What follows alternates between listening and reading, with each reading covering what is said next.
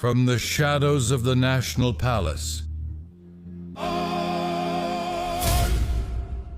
to the muddy trenches of politics, this is the pigsty, the pig pen of dirty politics.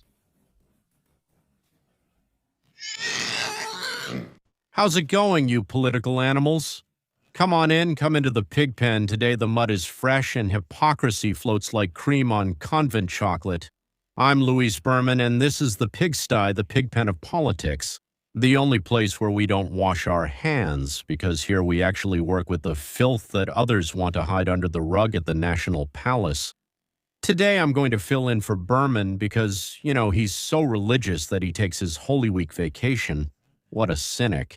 Anyway, get your umbrella of skepticism ready because today, in light of these seasonal celebrations, we're going to analyze the gospel according to Dr. Pilatos, that tragicomedy where reality burns. And our brand new president has discovered that the best seasonal accessory isn't the presidential sash, but rather a wash basin and a little scented soap. We begin, welcome to the era of continuity with change, which in basic Spanish means, don't even ask me. We've gone from hugs, not bullets, to, I don't know, ask the prosecutor's office. How classy, or rather how efficient the palace is. It turns out that in this kingdom of illusions, every time a tragedy rears its head or insecurity gives us a French kiss, the mad scientist applies the ancient Pontius Pilate technique, but with a PhD in physics.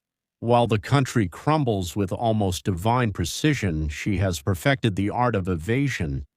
There are massacres, they're being investigated, there's a crisis, that's up to the corresponding authority. Drop by drop, leadership turns into a bureaucratic exercise in national buck-passing. And of course, we can't forget the Messiah from Macaspana, the one who swore he'd go to his ranch to write books about his adversaries, but he tied everything so tightly that even a sailor's knot couldn't undo it. Rumor has it, and I say it too, that from his sanctuary he watches as his successor doesn't really govern, but rather acts as power's crossbearer. Her job isn't to bear the people's cross, but to carry the image of the past, making sure uncomfortable questions don't turn into court cases. Especially now, the Pharisees aren't coming from Jerusalem, but from Washington, and they're bringing suitcases full of evidence that we're too lazy to even look at here. The funniest part, if you like dark humor, is seeing how the presidency stopped being the sun and turned into a little nightstand lamp. The electoral reform showed us that the lady can't impose or convince. In this tenement courtyard called Morena, no one obeys anymore. Now everyone negotiates, protects themselves, and prepares for the inevitable settling of scores. The temple is full of priests, but each one prays to their own saint or to their own bank account. Let's talk about fuel theft, that sin that doesn't disappear, it just gets greased. It's the shadow that finances structures, and today it's a burden that no one wants to carry. But be careful, because what isn't investigated here is investigated up there. While in the morning conferences they talk about sovereignty, full of talk and excuses, up north they're putting together puzzles with a foreign stamp. And when that truth arrives, there won't be any other data to save it. And you, ordinary citizen, what do you gain from this? Well, you gain the honor of being a suspect. Meanwhile, foreign capital is treated with kid gloves, and the SAT and the UIF shadow anyone who produces anything other than propaganda. If you ask too many questions, they investigate you. If you invest, they watch you. The economy cools down like office coffee.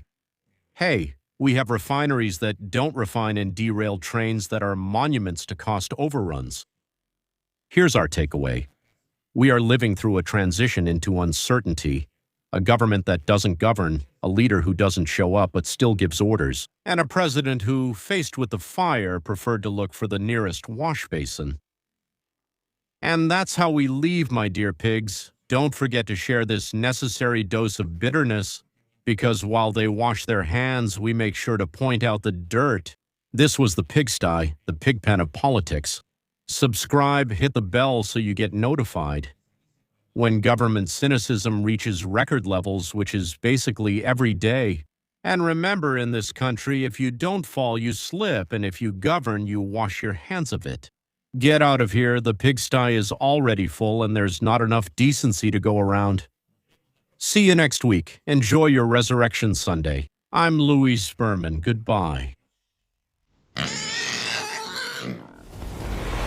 This is La Pasilga, the pigsty of politics with Chamarano.